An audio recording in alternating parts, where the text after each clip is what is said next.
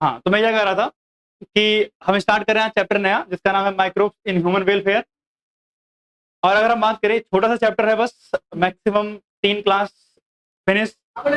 अगर हम बात करें कि इस चैप्टर से ज्यादा क्वेश्चंस तो नहीं आते हैं, लेकिन एक दो क्वेश्चन जो 3-4 नंबर के आएंगे वो एकदम फिक्स वहीं से आएंगे।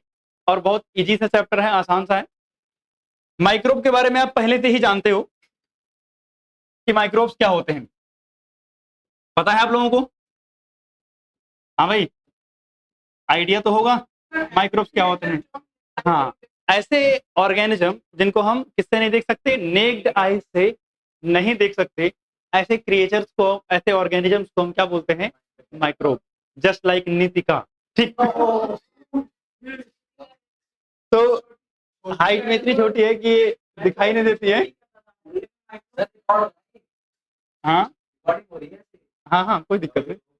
तो माइक्रोब्स में कह रहा था, माइक्रोब्स क्या होते हैं? All the organisms, all those organisms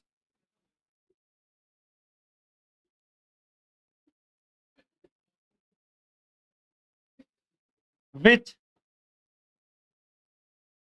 cannot be seen by naked eyes। यानी जिसको नेक्ड आइज से नहीं देख सकते, वो सब के सब क्या होते हैं? माइक्रोब्स होते हैं। वो सब के सब क्या होते हैं? माइक्रोब्स। अगर हम बात करें माइक्रोब्स की, तो माइक्रोब्स की अगर हम डाइवर्सिटी की बात करें बच्चे, तो माइक्रोब्स बच्चे बहुत सारी वैरायटी के होते हैं। जैसे आपने माइक्रोब्स में प्रोटोजोआ का नाम सुना होगा, बैक्टीरिया का नाम सुना है, वायरस का नाम सुना है, फंगस का नाम सुना है। तो ये सब कहाँ आते हैं? माइक्रोब्स में आते हैं। तो अगर मैं माइक्रोब्स की वैरायटी की बात करूं तो इसमें मुझे क्या क्या मिलेंगे? बैक्टीरिया मिल सकता है, ठीक, वायरस हो गया, फंजाई हो गया, वायराइड्स हो गया, वायरॉइड्स, प्रोटोजोआ हो गया,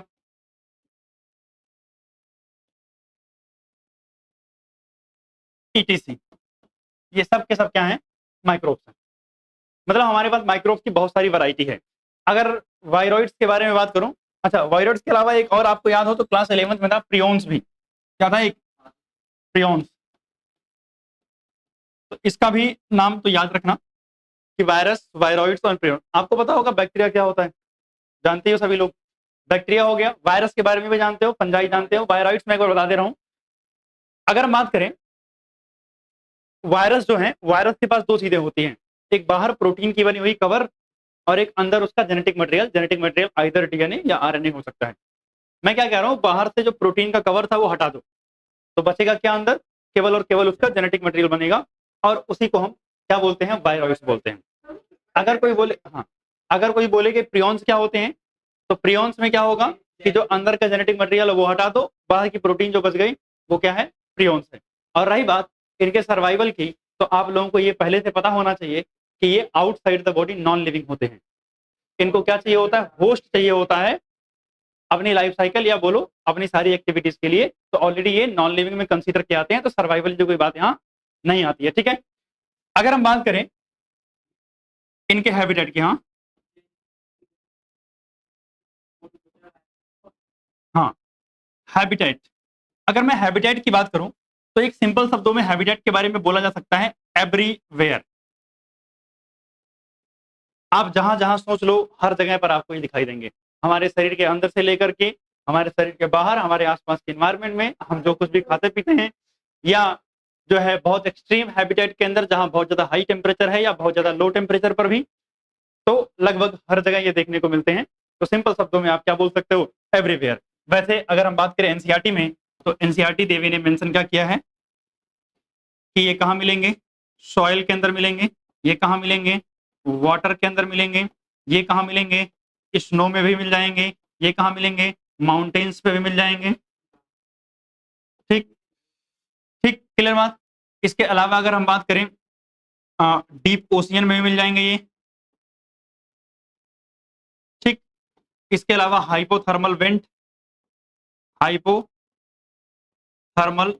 वेंट, ये ऐसी जगहें होती हैं जहाँ वाटर बहुत ज़्यादा, मतलब टेम्परेचर बहुत ज़्यादा होता है, तो वहाँ पर भी आपको ये देखने को मिलते हैं। तो आप ओवरऑल हम ये कह सकते हैं कि भाई ठीक है, हर जगह देखने को मिल रहा है। एज इट इज़ कि हमें इतनी सारी जगहें याद रखना है, उससे बढ़िया क्या, प्रेज़ेंट एवरीवेयर, सब जगह मिलते हैं। अभी बताया मैंने हाइपोथर्मल वेंट क्या होता है, ऐसी जगह है जहाँ पर टेम्परेचर क्या होता है, बहुत ज़्यादा हाई होता है, इवन कई बार 1000 डिग्री सेल्सियस तक भी टेम्परेचर वहाँ देखने को मिलता है, और वहाँ पर भी ये सर्वाइव करते हैं। आपको पता है कौन से माइक्रोब सर्वाइव करेंगे, आर्की यहाँ पर मिलते हैं, ठीक है। तो अगर हम बात करें तो हमें आइडिया लगा कि माइक्रोब्स क्या होते हैं जिनको हम अपनी नेक डाइस से नहीं देख सकते। अब माइक्रोब्स के दो एस्पेक्ट हैं, एक माइक्रोब्स हमारे लिए बेनिफिशियल हो सकते हैं, और दूसरा एस्पेक्ट क्या है कि माइक्रोब हमारे लिए हार्मफुल है। तो हम इस चैप्टर में जो पढ़ने जा रहे हैं वो माइक्रोब का यूजफुल इफेक्ट पढ़ने जा रहे हैं, कि मतलब माइक्रोब्स हमारे जीवन में कहाँ कहाँ काम आते हैं, या हम इनका इस्तेमाल करके पैसा वैसा कमाना या कुछ जो भी जुगाड़ हो सकते हैं वो सब कैसे बेनिफिट ले सकते हैं माइक्रोब्स का इस्तेमाल करके, वो पढ़ने वाले हैं। दूसरा जो इसका एस्पेक्ट है, जो इसका नुकसान है, हार्मफुल इफेक्ट, वो हम पढ़ेंगे ह्यूमन हेल्थ एंड डिजीज के अंदर, जहां पर माइक्रोब बहुत सारी बीमारियां करेंगे, आपको बहुत सारे नुकसान पहुंचाएंगे। तो वो इम्पैक्ट जो है, नेगेटिव इम्पैक्ट है माइक्रोब का, उसके बारे में हम क्या करेंगे इसके बाद वाले चैप्टर में, ह्यूमन हेल्थ एंड डिजीज पढ़ेंगे। वैसे तो वो चैप्टर पहले आता है, बट हम उस चैप्टर को इसके बाद पढ़ेंगे। एक और चीज मैं बतानी है, अगर मैं इस चैप्टर की बात करूं तो ये चैप्टर को हम क्लासिकल बायोटेक्नोलॉजी का पार्ट मानते हैं। किसका पार्ट मानते हैं, क्लासिकल बायोटेक्नोलॉजी। बायोटेक्नोलॉजी आपके पास चैप्टर है, तो बायोटेक्नोलॉजी के, तो बायोटेक्नोलॉजी में दो बायोटेक्नोलॉजी होती है, एक मॉडर्न होती है और एक क्लासिकल होती है। अगर मैं एक थोड़ा सा आइडिया आपको दे दूं कि मॉडर्न एंड क्लासिकल बायोटेक्नोलॉजी क्या होती है, तो बड़ा सिंपल सा चीज है कि जैसे मान लिया आपको कोई एक सब्जेक्ट बड़े अच्छे से आता है, लेट्स से मान लिया आपको बायोलॉजी बहुत बढ़िया से आती है, अपने ग्रेजुएशन या पोस्ट ग्रेजुएशन आगे चल करके आपने की, और आपको बायो बहुत बढ़िया से आती है। एक दिन मैं यहाँ नहीं था और बच्चे यहाँ आए हुए थे, तो मैंने आप आए थे मेरे से मिलने, आपने कॉल किया कि सर मैं आया था, तो मैंने कहा एक काम करो, जब आए ही हो, बच्चे बैठे होंगे, कोई टीचर नहीं है, तो थोड़ा बायो पढ़ा दो। तो आपने बायो पढ़ा दिया। अब यही सेम इंसिडेंट एक बार हुआ, बट उस समय फिजिक्स की क्लास के बच्चे आए हुए थे, और मैंने कहा कि फिजिक्स पढ़ा दो, तो आपने बोला सर मुझे आता तो नहीं है। मैंने कहा कोई दिक्कत नहीं है, मैंने जो है रिसेप्शन पे एक टेबलेट रखी है, उसको खा लो, और खाने के बाद फिजिक्स तुमको आ जाएगी। आपने खाया, फिजिक्स आ गई, और उसके बाद आपने पढ़ा दिया। देखो ऐसा होता नहीं है, ऐसा होता नहीं है, लेकिन आप मेरी बात को समझो, मैं क्या कहना चाह रहा हूँ। मैं कह रहा हूँ कि आपके पास नेचुरली एक एबिलिटी थी, वो क्या, कि आपको एक पर्टिकुलर सब्जेक्ट आता था, मैंने आपसे बोला कि वो काम कर दो जो आपको आता है, आपने कर दिया। लेकिन दूसरी केस में आपके पास एबिलिटी नहीं थी फिजिक्स पढ़ाने की, मैंने आपको चाहे टेबलेट खिला के एबिलिटी दी या चाहे जैसे भी दी, यानी मैंने वो चीज आपको सिखाया, और अब आपको आ गया है, अब मैं कह रहा हूं अब जाके आप फिजिक्स पढ़ा दो। तो कहने का मतलब यहाँ दो चीजें हैं, मेरे पास एक माइक्रोब है, वो माइक्रोब नॉर्मली बना सकता है कुछ, लेट से लैक्टोबैसिलस, आपने नाम सुना होगा कॉमनली। लैक्टोबैसिलस क्या करता है, मिल्क को कर्ड में कन्वर्ट कर देता है, ये उसकी नेचुरल एबिलिटी है, और आप उसकी इस नेचुरल एबिलिटी का इस्तेमाल कर रहे हो कि भैया तुमको मिल्क से कर्ड बनाने आता है, आओ भाई हमारे घर पे मिल्क रखा हुआ है, कर्ड में कन्वर्ट कर दो। उसने क्या किया, मिल्क को कर्ड में कन्वर्ट कर दिया। तो आपने उसकी नेचुरल एबिलिटी का इस्तेमाल किया है, किसके लिए, कर्ड बनाने के लिए। लेकिन समझना दूसरी तरफ, अब लैक्टोबैसिलस के पास में गया, मैंने कहा यार मैं क्या तुमको यार ह्यूमन का इंसुलिन बनाना है, क्या बनाना है, ह्यूमन का इंसुलिन। कह रहा यार ये क्या होता है, मैंने तो आज तक बनाया नहीं, कैसे बनता है सब।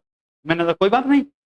तो मैंने क्या किया, कुछ जुगाड़ से या जैसे भी करके ह्यूमंस के इंसुलिन बनाने की जो टेक्निक थी, जो मेथड था, वो मैंने उसको समझाया और बताया या उसके बॉडी में ट्रांसफर कर दिया, और अब उसने क्या किया, ह्यूमन इंसुलिन बना दिया।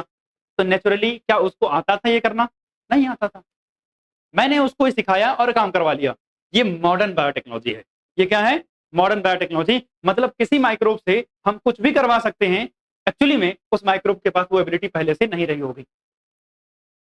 लेकिन यहां पर जो हम पढ़ने वाले हैं ट्रेडिशनल यानी क्लासिकल बायोटेक्नोलॉजी, उसमें हम क्या करते हैं, हम उस माइक्रोब की नेचुरल एबिलिटी का इस्तेमाल करते हैं।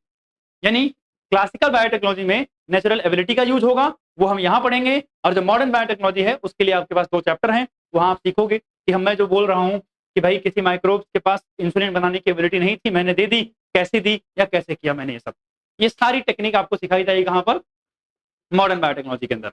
तो यहाँ हम बात करते हैं, तो यहाँ आपको ये बात समझ में आ गई कि मतलब कुछ माइक्रोब के पास एबिलिटी होगी एंड दैट एबिलिटी हम इस्तेमाल करेंगे, क्या यूटिलाइज करेंगे फॉर द ह्यूमन वेलफेयर। तो अगर हम बात करें तो माइक्रोब्स का यूज जो है हमें कैसे कैसे पढ़ना है इसको समझता हूं। नोट कर लिया था कि नहीं तुम लोगों ने? अगर हम बात करें तो माइक्रोब्स का इस्तेमाल हम कहां कहां करेंगे समझते हैं इसको। सबसे पहले इसका इस्तेमाल करेंगे हम हाउस होल्ड के अंदर,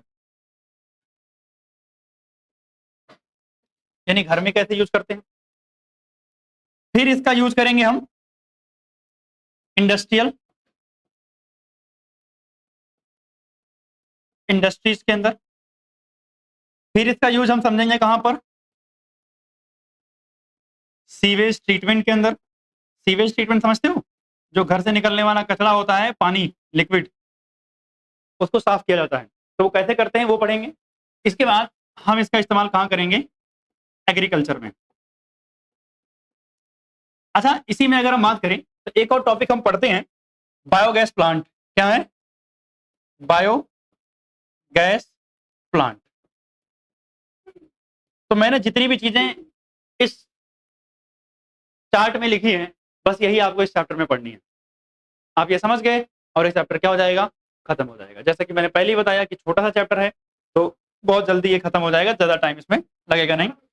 सबसे पहले हम स्टार्ट करेंगे माइक्रोब्स इन हाउस होल्ड। ठीक है, नोट करो, आगे चलते हैं।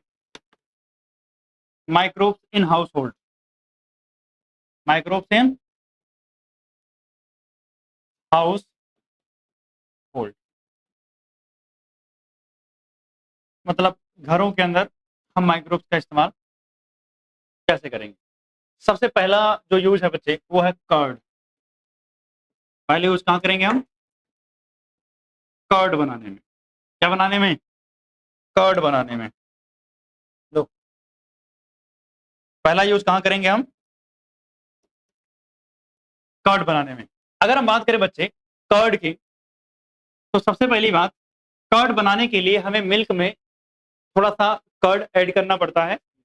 And the small amount of curd जो हमने ऐड किया है मिल्क के अंदर, ताकि मिल्क किस में कन्वर्ट हो जाए, कर्ड में, उसे हम क्या बोलते हैं, इनोकुलम बोलते हैं या स्टार्टर बोलते हैं। तो सुना ध्यान से पहले, small amount of curd added into milk. जो स्मॉल अमाउंट ऑफ कर्ड हमने मिल्क में ऐड किया है, that small amount of curd, उसे हम क्या बोलते हैं, स्टार्टर बोलते हैं। क्या बोलते हैं, स्टार्टर बोलते हैं, या फिर इसको हम क्या बोलते हैं, इनोकुलम बोलते हैं। क्या बोलते हैं, इनोकुलम। अगर मैं बात करूं बच्चे इनोकुलम या स्टार्टर का, तो हमने ऐड क्यों किया था, रीजन क्या है इनोकुलम ऐड करने का। तो पहली बात याद रखना, जो स्टार्टर है या इनोकुलम है तो एक्चुअली में कर्ड ही, और इसके अंदर क्या होते हैं, लार्ज, या बोलो मिलियंस में होते हैं, large number of lactobacillus bacteria. Lactobacillus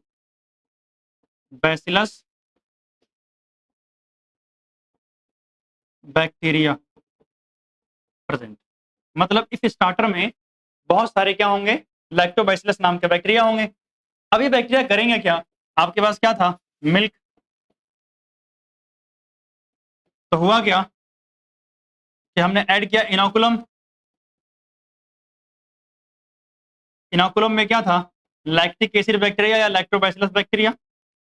कौन था यहाँ, लैक्टोबैसिलस। तो लैक्टोबैसिलस क्या करेगा, मिल्क को किसमें कन्वर्ट कर देगा, कर्ड में। यानी मिल्क को कर्ड में कन्वर्ट करने के लिए हमें एक बैक्टीरिया की जरूरत पड़ती है, and that bacteria is lactobacillus bacteria. और वो बैक्टीरिया कहाँ मिलता है हमें, इनोकुलम में यानी कर्ड में मिलता है। तो हमने थोड़ी सी कर्ड ऐड की, उसमें ऑलरेडी मौजूद क्या थे, बहुत सारे बैक्टीरिया थे, और वो बैक्टीरिया ने क्या किया कि मिल्क को किसमें कन्वर्ट कर दिया, कर्ड में। अब सुनना, मिल्क को कर्ड में कन्वर्ट करने में क्या होता है, सुना। अगर हम बात करें लैक्टिक एसिड, अच्छा एक और चीज बताऊं, जो लैक्टोबैसिलस है ना, इसे हम लैक्टिक एसिड बैक्टीरिया भी बोलते हैं, लैब, सिर्फ ऐसे लिख देते हैं लैब। लैब अगर कहीं लिखा हुआ है, इसका मतलब ये क्या है, लैक्टिक एसिड बैक्टीरिया। अब लैक्टिक एसिड बैक्टीरिया क्यों बोल रहे हैं, क्योंकि ये लैक्टिक एसिड बनाते हैं। ये क्या करते हैं, लैक्टिक एसिड बनाते हैं। तो होगा क्या, सुना ध्यान से, जो लैब है यानी लैक्टिक एसिड बैक्टीरिया है वो क्या करेगा, प्रोड्यूसेस क्या, लैक्टिक एसिड। क्या प्रोड्यूस करेगा भाई साहब, लैक्टिक एसिड। और ये लैक्टिक एसिड क्या करता है, लैक्टिक एसिड क्या करेगा, coagulates partially digested milk protein casein. Milk में जो प्रोटीन होता है उसका नाम क्या है, कैसिन है। जो कैसिन प्रोटीन है, लैक्टिक एसिड बैक्टीरिया क्या करेगा, लैक्टिक एसिड बनाएगा, और लैक्टिक एसिड सारे के सारे मिल्क प्रोटीन को क्या कर देगा, क्लॉट कर देगा, कोगुलेट कर देगा, जमा देगा। अब जब सारे के सारे प्रोटीन जो है कोगुलेट हो जाएंगे तो जो मिल्क था वो हल्का सा कैसा हो जाएगा, सेमी सॉलिड फॉर्म में अपीयर होने लगेगा। अब मिल्क का टेस्ट जो है वो आपका खट्टा क्यों होता है या सॉर टेस्ट क्यों होता है, due to presence of lactic acid, क्योंकि मिल्क में आपको लैक्टिक एसिड मिलेगा, इसकी वजह से इसका टेस्ट कैसा आएगा, सॉर टेस्ट आ जाएगा। तो अगर मैं बात करूं इंपॉर्टेंट चीज क्या क्या, कि अगर मुझे कर्ड बनाना है तो पहले स्टार्टिंग में क्या करना पड़ेगा, स्टार्टर ऐड करना पड़ेगा। क्वेश्चन पूछता है स्टार्टर क्यों ऐड करते हैं, बिकॉज स्टार्टर कंटेन्स मिलियंस या large number of lactic acid bacteria, and lactic acid bacteria क्या करते हैं, मिल्क को कर्ड में कन्वर्ट कर देते हैं। कैसे करते हैं, तो मिल्क प्रोटीन जो कैसिन होता है इसको पार्शियली डाइजेस्ट करते हैं, और लैक्टिक एसिड जो बनाते हैं ये लैक्टिक एसिड क्या करेगा, उस पार्शियली डाइजेस्टेड मिल्क प्रोटीन को क्या कर देगा, कोगुलेट कर देगा, और कोगुलेट करने के बाद सेमी सॉलिड के फॉर्म में आपको क्या मिल जाएगा, कर्ड मिल जाएगी। क्लियर बात। अब रही बात कि भैया हम कर्ड बनाएंगे क्यों, जरूरत क्या है इसकी, एडवांटेज। ठीक, तो सबसे पहली बात एडवांटेज यानी फायदा क्या है इसका। सबसे पहली बात कि कर्ड के अंदर मिल्क के कंपेयर में, भाई मिल्क भी तो आपका जो है बैलेंस डाइट में आता है, मिल्क भी तो न्यूट्रिशन था, कर्ड क्यों बना रहे हैं हम। अगर हम बात करें तो कर्ड के अंदर एक चीज की अमाउंट बढ़ जाता है, वो क्या है, विटामिन B12। क्या हो जाएगा, विटामिन B12 जो हो जाएगा वो क्या हो जाएगा, एनरिच हो जाएगा, बढ़ जाएगा। इससे मैं ये कह सकता हूं कि क्या बढ़ गई है, न्यूट्रिएंट क्वालिटी इंक्रीज। भाई कर्ड बनाने से मिल्क की जो न्यूट्रिएंट क्वालिटी थी वो थोड़ी बढ़ गई है, क्यों, क्योंकि उसमें क्या है, विटामिन B12 है। वैसे आपको बताऊं तो विटामिन B12 जो है इसेंशियल होता है आरबीसी की मैच्योरेशन के लिए, यानी आरबीसी जो मैच्योर होती है ना उसके लिए क्या चाहिए होता है, विटामिन B12। अगर हमारी बॉडी में विटामिन B12 नहीं होगा तो आरबीसी की मैच्योरेशन नहीं होगी, और आरबीसी की मैच्योरेशन नहीं होगी तो क्या होगा, आरबीसी इमेच्योर बनेंगी, और इस बीमारी को, इस कंडीशन को परमिशियस एनीमिया बोलते हैं। एनीमिया मतलब आपको पता है, आरबीसी का नंबर ब्लड में कम हो जाना।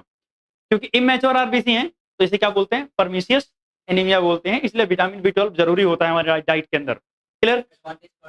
हाँ, अगर हम बात करें दूसरी बात, कर्ड के अंदर क्या मिलेंगे आपको, माइक्रोब्स मिलेंगे, लैक्टिक एसिड बैक्टीरिया या लैक्टोबैसिलस। और लैक्टोबैसिलस क्या करता है, हमारी बॉडी के अंदर बहुत सारे डिजीज को क्या करता है, चेक करता है, जिससे बीमारियां ना हो। क्या करता है ये, चेक मैनी डिजीज कॉजिंग, हाँ मतलब ग्रो नहीं करने देता, और क्या, चेक मैनी डिजीज कॉजिंग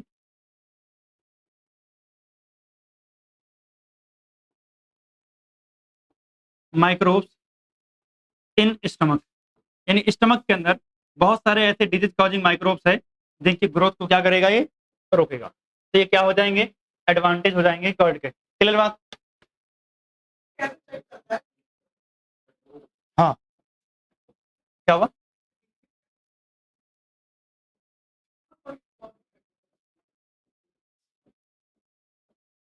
अगला क्या हमारा, डो। अगर हम डो की बात करें तो डो कैसे बनता है, by fermentation of, by fermentation, हाँ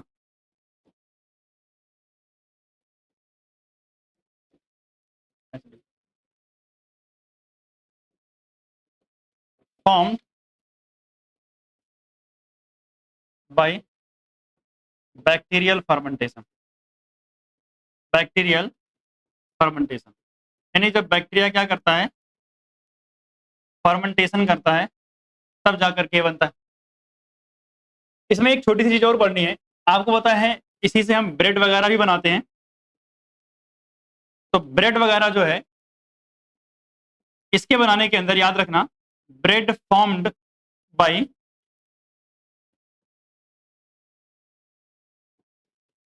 fermentation by saccharomyces, saccharomyces cerevisiae. Saccharomyces cerevisiae जो है ये एक ईस्ट है। क्या है? ईस्ट। और इंपॉर्टेंट बात, क्योंकि हम इससे क्या बना रहे हैं? ब्रेड। और ब्रेड कहाँ बनता है? बेकरी इंडस्ट्री के अंदर। क्योंकि ये ब्रेड बनाने में हेल्प करता है, इसलिए इसको बच्चे हम बेकर्स ईस्ट बोलते हैं। क्या बोलते हैं? बेकर्स ईस्ट बोलते हैं। कौन सा ईस्ट? बेकर्स ईस्ट बोलते हैं। तो अगर आपसे पूछे सैक्रोमाइसिस सेरेवेसी को हम बेकर्स ईस्ट क्यों बोलते हैं, क्योंकि जो है ये क्या करता है? बेकरी इंडस्ट्री के अंदर ब्रेड वगैरह बनाने में क्या करता है? हेल्प करता है। इसके अलावा अगर आप बात करोगे तो देखो, जान ध्यान से, आपने क्लास 10 में पढ़ा होगा, जब फर्मेंटेशन होता है तो फर्मेंटेशन के समय CO2 गैस निकलती है। क्या निकलती है? Carbon dioxide gas. अब कार्बन डाइऑक्साइड गैस जब निकलती है, देखो ब्रेड को के अंदर होल होते हैं छोटे छोटे से। वो होल क्यों बने हैं? गैस के बबल्स निकलने की वजह से। पहली बात ये। और दूसरा, जो डो होता है ये पफी होगा, यानी स्पॉन्जी टाइप का होता है। तो स्पॉन्जी टाइप का डो अपीयर क्यों होता है? कार्बन डाइऑक्साइड गैस क्या होती है? बीच में होल्स के अंदर क्या होती है? कार्बन डाइऑक्साइड गैस भरी होती है। इसके अलावा जो केक वगैरह बनता है वो भी फर्मेंटेशन के बाद बनते हैं। वहां पर भी क्या होता है? कार्बन डाइऑक्साइड की वजह से उसका अपीयरेंस कैसा होता है? स्पंजी या पफी टाइप का अपीयरेंस होता है, यानी सॉफ्ट जो अपीयरेंस है वो किसकी वजह से हो रहा है? Due to the release of carbon dioxide. और वो कब रिलीज होता है? जब क्या होता है? फर्मेंटेशन होता है। तो अगर हम बात करें तो CO2 released during fermentation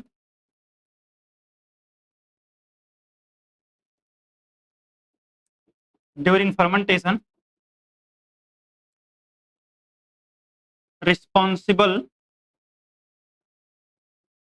for puffy appearance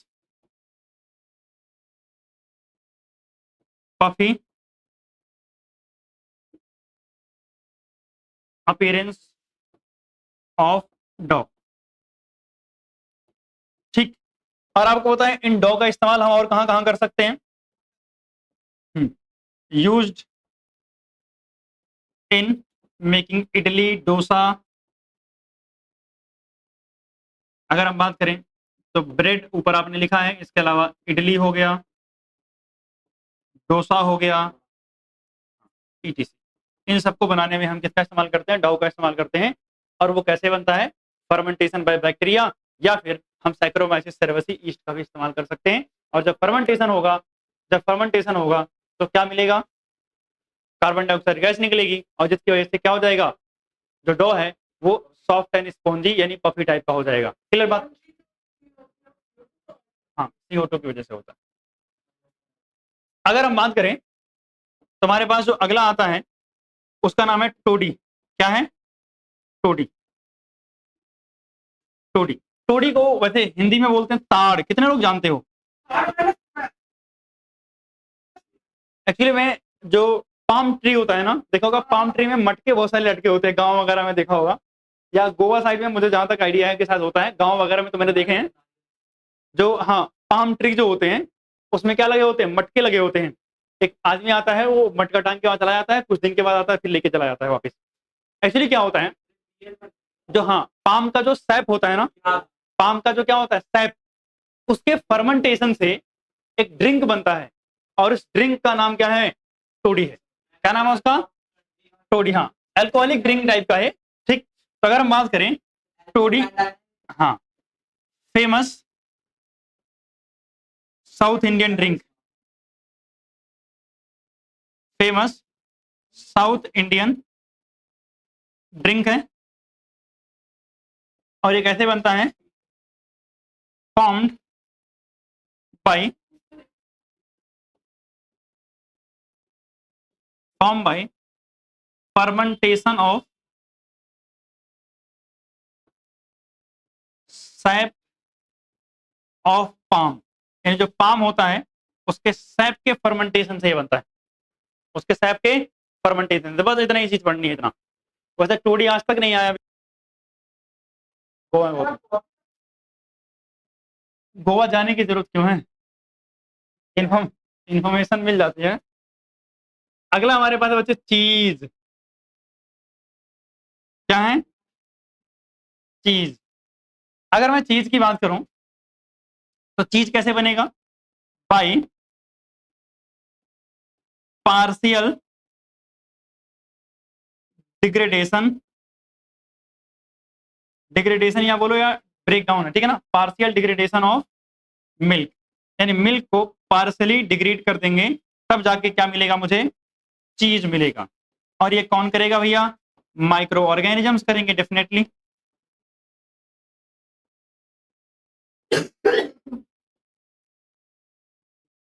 ठीक। अब सुना ध्यान से, ये जो चीज है ये हमारे पास भाई साहब दो ही तरीके की होती है। कितने तरीके की? दो तरीके की चीज होती है। एक हमको जो पढ़ना है वो है स्विस चीज। कौन सी चीज? Swiss cheese. हाँ, स्विस बैंक नहीं है ये, क्या है? स्विस चीज है। और जो दूसरी हमें पढ़नी है बच्चे वो है रॉकफोर्ट चीज। कौन सी चीज? रॉकफोर्ट चीज। अभी दिखा दे रहा हूँ। ये क्या है? रॉकफोर्ट चीज है। अगर हम बात करें बच्चे स्विस चीज, तो स्विस चीज कैसे बनता है? By fermentation. देखो एक चीज तो हर जगह हो रही है, फर्मेंटेशन। मैं भी लिख लिख के बोर हो गया हूं इसको। बाई फर्मेंटेशन, फर्मेंटेशन से बनेगा, या ऐसे लिखो, fermentation by propionibacterium, propionibacterium shermanii. हाँ, प्रोपियोनी बैक्टीरियम शर्मानी। ये बैक्टीरिया है, जो बैक्टीरिया क्या करता है? स्विस चीज बनाने में हेल्प करता है। क्या बनाने में हेल्प करेगा? स्विस चीज बनाने में हेल्प करेगा। और इंपॉर्टेंट बात, स्विस चीज का एक कैरेक्टरिस्टिक फीचर है, स्विस चीज में बड़े बड़े से होल होंगे। क्या होंगे? बड़े बड़े से hole, large hole in Swiss चीज।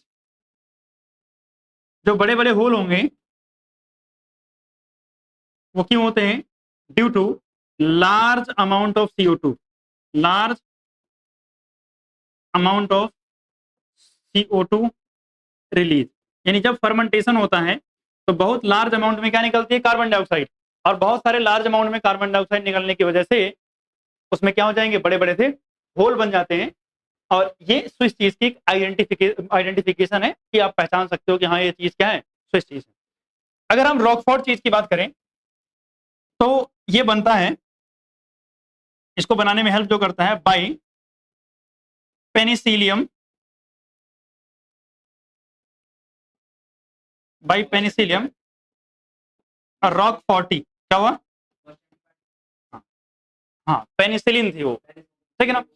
By Penicillium rock 40, Penicillium rock 40 से बनता है। और इंपॉर्टेंट बात, इसका कैरेक्टरिस्टिक फ्लेवर होता है, मतलब इसके अलग अलग फ्लेवर मिलेंगे। कैरेक्टरिस्टिक फ्लेवर, यानी ये फेमस किसके लिए है? अपने फ्लेवर के लिए, ठीक। तो अगर हम बात करें तो ये दोनों चीज हमें पढ़नी है। और इसमें पूछता क्या है? इंपॉर्टेंट बात, माइक्रोब का नाम। क्या पूछता है? माइक्रोब का नाम, कि किससे बना है ये।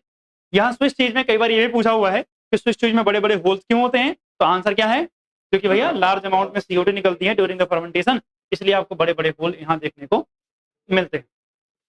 यहाँ तक की बात हो गई। तो अभी तक हमने जो भी पढ़ा है ये पढ़ा है क्या? हाउस होल्ड में यूज क्या है माइक्रोब्स का, ठीक। अगर मैं आपको दिखाऊं कि स्विस चीज है, रॉकफोर्ट चीज कैसी दिखती है, तो दिखा देता हूं। तो अगर बात करूं तो ये जो आपको दिख रहे हैं बड़े बड़े से होल, यहाँ रेड कलर से अगर मार्क कर दूं मैं, हाँ, तो ये कैरेक्टरिस्टिक्स किसके हैं? स्विस चीज के हैं। और इधर जो आपको दिख रहा है वो क्या है? रॉकफोर्ट चीज है, जो फेमस किसके लिए? अपने फ्लेवर के लिए। यहाँ से क्वेश्चन मेनली यही आएंगे नाम से। अच्छा, जितने भी मैंने अभी माइक्रोब्स के नाम बताए हैं ये माइक्रोब्स के नाम सबके पता होना चाहिए, ठीक, इंपॉर्टेंट है, सारे के सारे क्वेश्चन नाम से आते हैं। अगर मान लिया 2 नंबर का क्वेश्चन आया ना, तो ज़्यादा पॉसिबिलिटी होगी कि 2 क्वेश्चन पूछेगा 1 नंबर का। जैसे पूछेगा ये स्विच चीज बनाने वाला माइक्रोब बता दो, या प्रोपियोनिबैक्टीरियम सर्वानी का काम क्या होता है, क्या करता है ये, या फिर आपको लिख देगा रॉकफोर्ट जो है पेनिसिलियम रॉकफोर्टी का क्या काम होता है, लिख देगा लैक्टोबैसिलस बैक्टीरिया क्या करता है। तो ऐसे क्वेश्चंस आपको देखने को मिलेंगे, ठीक है ना। तो अभी तक हमने जो कुछ भी पढ़ा ये कहाँ था, एप्लीकेशन मतलब माइक्रोब्स का इस्तेमाल कहाँ, हाउस होल्ड के अंदर। अब हमारे पास अगला जो टॉपिक आता है वो आता है माइक्रोब्स इन इंडस्ट्रीज।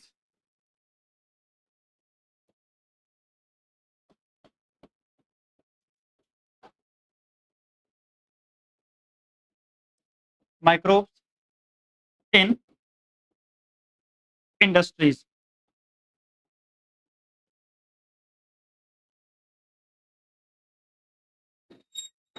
माइक्रोब्स क्या, क्लास है क्यों, टाइम हो गया क्या, हमारी भी क्लास होगी, ठीक। तो माइक्रोब्स इन इंडस्ट्रीज फिर अगली क्लास में हम स्टार्ट करेंगे, ठीक है। तो हेडिंग डाल के छोड़ दो आप लोग। तो आज की क्लास यहीं तक है, हाउस होल्ड तक। हाँ, मतलब नेक्स्ट वीक से पहले पहले, मतलब नेक्स्ट वीक खत्म होने से पहले पहले खत्म हो जाएगा सब, ठीक है। तो अगर हम बात करें तो अगली क्लास में हम स्टार्ट करेंगे कहाँ से, माइक्रोब्स इन इंडस्ट्रीज से। अभी तक जो पढ़ा है एक बार रिवाइज कर लेना, इसमें मैं एक बार क्वेश्चन भेजूंगा कुछ, आप लोग एक बार अटेम्प्ट करना उसको, बाकी मिलते हैं अगली क्लास में।